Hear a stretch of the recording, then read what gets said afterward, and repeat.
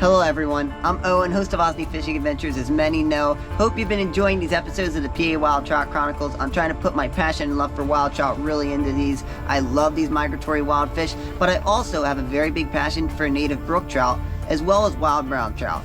I love them both, and that's why today I wanted to talk about something very important, which is why stocking is the biggest threat to our wild and native trout populations. Let me explain further.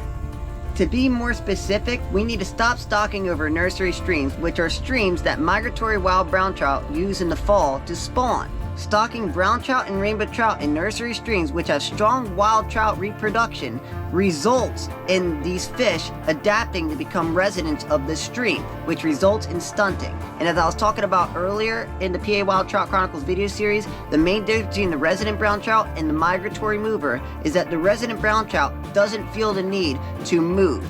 What I mean by stunting is a scientific term that means the unnatural population density which is created from stocking over strong wild trout populations, whether they're wild brown trout or native brook trout, have now adapted to mature at a smaller size and also have a smaller requirement. And that's because there isn't enough food available for them to become bigger, nor do they feel the need to move. And as I also said previously, stocking also has a great impact on native brook trout populations that are well established. For example, let me tell you about a story. I'm not going to mention the stream name, obviously, but there's a stream that's upstate PA. It's about an hour 35, hour 40 minutes from my house. I went there and I fished with my buddy, and this stream has all wild brown trout right now. They're all resident brown trout, but my buddy told me 2 years ago there used to be hundreds of brook trout in here, and that he used to catch brook trout after brook trout after brook trout until all of a sudden the state just decided, hey, we're gonna start stocking this. Why would they start stocking a small little mountain stream? I mean, this stream is maybe 10 15 feet wide at the most. It has some deep pockets and stuff, but why would you stock something like that? But anyways, what happened was they started stocking these fish, and guess what? Ever since 2 years ago till now, the brook trout are gone. All brown trout. And before that, guess what was happening? The brook trout were doing fine, but there are still migratory wild brown trout in the bigger river connected to this small tributary that always run into spawn in the fall. And before that, before the stocking started and all that, the brookies were doing fine. They're doing absolutely fine. The brown trout just went in there to spawn, and they went out.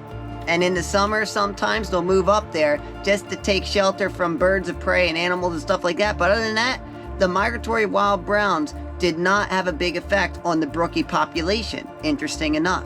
I really hope there's a few brook trout advocates watching this video and understand what I'm saying, because I love native brook trout just like you. I love catching native brook trout. They're so aggressive fish, but I also love big migratory wild browns as well.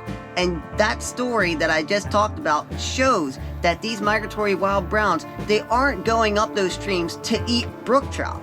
They're going up there mostly to take cover, or in the fall go spawn and then go back out. That's what they're mainly doing. The resident brown trout are the true enemy of both the migratory wild brown trout and the native brook trout. And that's why me and Eric, and also Russ Colins, believe that there needs to be some sort of slot limit. But if we manage these resident brown trout as the sustainable yield and allow people to harvest fish from 7 to 12 inches in these tributaries, 2 fish per day from Labor Day to opening day. And from my understanding, the reasoning behind the 7 to 12 inch slot limit is because that's when resident brown trout sexually mature, between 7 to 12 inches. It will protect the young fish, and also this will protect the big migratory wild browns that are moving in and out of these tributaries, out of the protected and then out of the unprotected water. But soon, and I'll tell you some really good news that the PA Fishing Boat came out with about maybe 2 weeks or so ago relating to the petition. You're really gonna love this news. So there's still gonna be resident brown trout in the stream, but they aren't gonna be so big that they're gonna forage on all the brook trout. And that's the key factor to managing these fish properly and allowing migratory wild brown trout and also native brook trout to thrive in the same environment. Also, I'm not sure how many people knew about this, but the PA Fishing Boat actually just recently they had a meeting on Facebook Live, and also I think it was available on other social media accounts and places, but they were talking about actually creating regulation that is similar to this, where they're going to have certain watersheds have specific regulations that are called slot limit regulations. I think that's what they were called. And the regulations that they want to add is an artificial lure slot limits regulation and also an all tackle slot limit regulation, which would allow anglers to catch keep two fish rather, 7 to 12 inches on all waters downstream of stocked trout waters. Between Labor Day and opening day, and after opening day, it's no kill till Labor Day. Isn't that crazy or what?